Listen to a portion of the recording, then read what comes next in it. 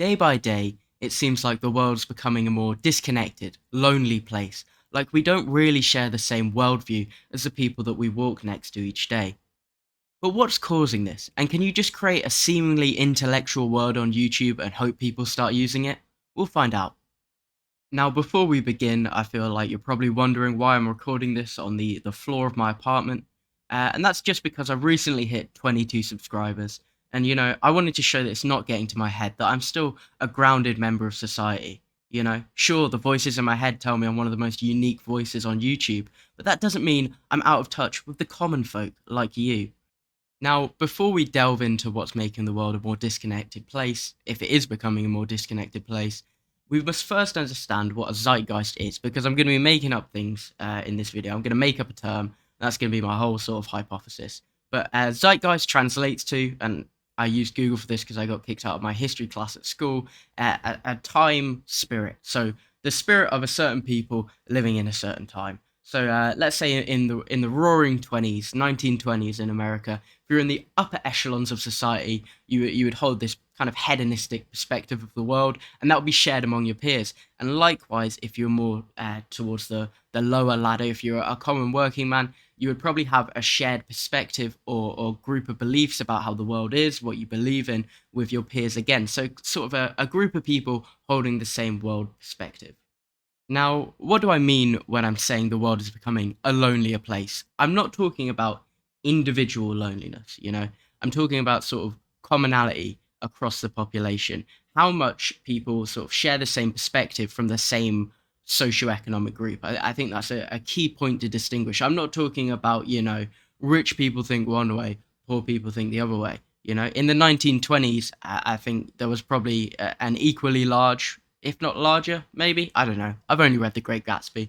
Uh, I think there was a equally large sort of deficit between, the uber rich and then there was the uber poor. But amongst those people, all of the people who were lower down the ladder shared the same sort of zeitgeist. Now, today, if you were to take a group of socioeconomic people, I don't think there would be as much commonality, and that's really what I'm trying to get across in this video.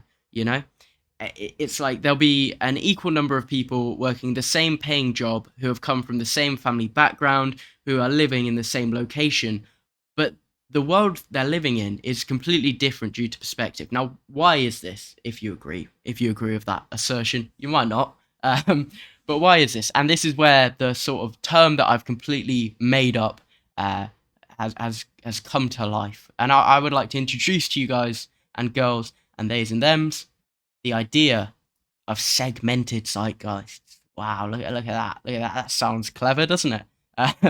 But what I'm getting at with a segmented zeitgeist is that within a population, within a group of people, okay, there's certain people whose zeitgeists are completely different from their neighbors, and there's all these different ones. So imagine it as like bubbles back in the day. If you made X amount and you lived in this place, your world perspective would kind of be just one big circle. Now, nowadays, if you took the same group of people, well, not the actuals, they'd probably be dead. If you took a similar group of people from the same, sort of bracket of wealth, family ideals, location, it would instead be a bunch of different circles, a bunch of different zeitgeists. And I think this is probably most common in my age demographic, sort of under 25s. Let's even expand it to under 30s. There you go. Now you don't feel old.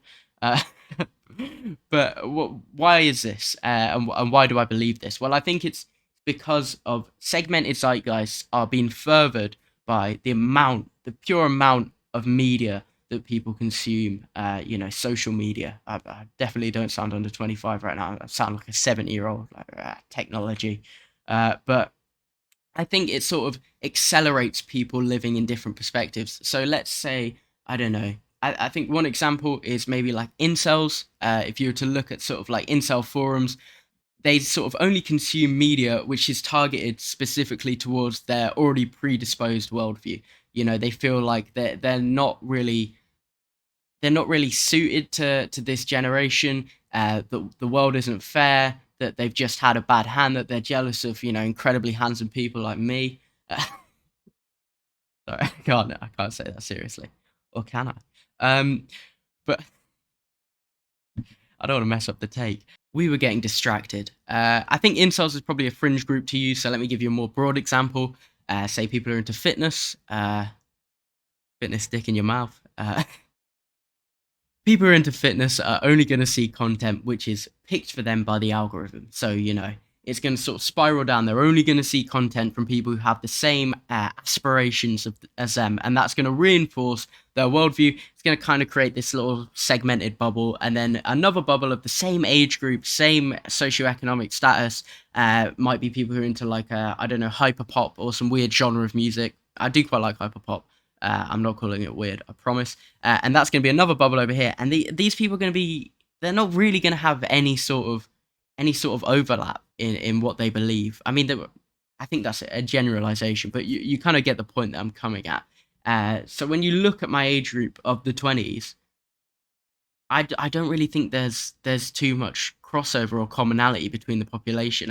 People mainly, interact with people who have the same sort of content tastes, the same worldview, the same politics, and I think, you know, it's not necessarily a bad thing. I think there's some places where this is a really good thing. Let's say you're part of a marginalized community.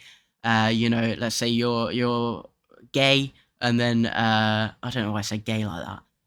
Let's say you're any LGBTQIA plus, and you're from a family that doesn't really accept you, you would then be able to go online and then interact with people and make friends online who sort of believe the same things as you, and then you get more content, you feel more affirmed. That's a great thing. Now, where it's a bad thing, I think, is in terms of like when you're talking about big differences. So let's say in America, I've never been to America, but it seems like, politically, at least online, I understand that online is maybe it's a very small reflection of people. But if you look at like Reddit, there's going to be people going to the war in the comments about such small, minute political differences. Like one person likes red, the other person likes blue, and I know I'm trivializing that. Okay, I'm not trying to speak about politics at all. I'm just talking about this as an example of how being closed off or how having your beliefs affirmed so that you have a zeitgeist that's different to a lot of the population is a bad thing.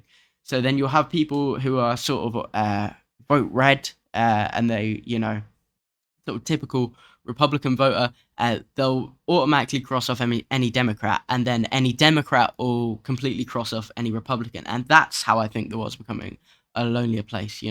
There's always been political disputes, a lot bloodier political disputes back in the past, but I think it's not a good way to live. I don't think we have that shared commonality. There isn't really, we don't focus so much on our similarities, man. We focus more on our differences, which is such a hippie thing to say. But if you understand sort of where I'm coming from, it will make some semblance of sense, and you'll probably put it together in your head better than I can, sitting on the floor with a laundry basket as my microphone. So how do we fight this? If you do feel like the world's becoming a lonelier place, like you have less in common with people, how do you fight that? And it's simply touch grass, mate. Go outside, all right? I think I'm equally at fault for this. I think the world's more divisive than it probably really is. It's why I've made this video. It's because I think the world's becoming a super divided place where people just stick to their own weird niche group, and we don't really view ourselves as a human race anymore. It's probably not like that, but I think that's the perspective I'd like to deal with. If you do have that sort of doom and gloom perspective of everyone's just in their own little towns and huts, online or in the zeitgeist, how do we fix that? And it is just go outside, speak to people that you normally wouldn't speak to, not in a harassive way. I've reached such a large platform. I don't want my words to be taken the wrong way. But yeah, go outside, touch base. So what? Someone doesn't like your weird, hyperfixation. They know nothing about the antiquity. That doesn't make them a bad person. You still both eat. You still both go to the toilet. You still both shower. Hopefully, unless you play a card game. I used to work in a card game shop, and the smell was very yeah. No hate to those people though. But that's my real perspective. Is I think be aware of segmented zeitgeists. Be aware if you're in one. Realize that social media kind of makes it worse. It kind of accelerates the whole process. Um, I understand that this is quite a broad, not really specific video to make, but the world isn't as lonely as you think. All right, you do have commonality with people. Sure, they might, mainly stick to their ilk, and you might mainly stick to your ilk. Um, but if you actually start speaking to someone, if you meet someone and they're drunk, you probably have nothing in common with them. But if you start a conversation, you'll quickly realize that the biggest party anyone's a part of is humanity, baby. So stay safe. Thank you to my 22 subscribers. I know this went a little bit off the rails, but I hope it made some sense. And take care.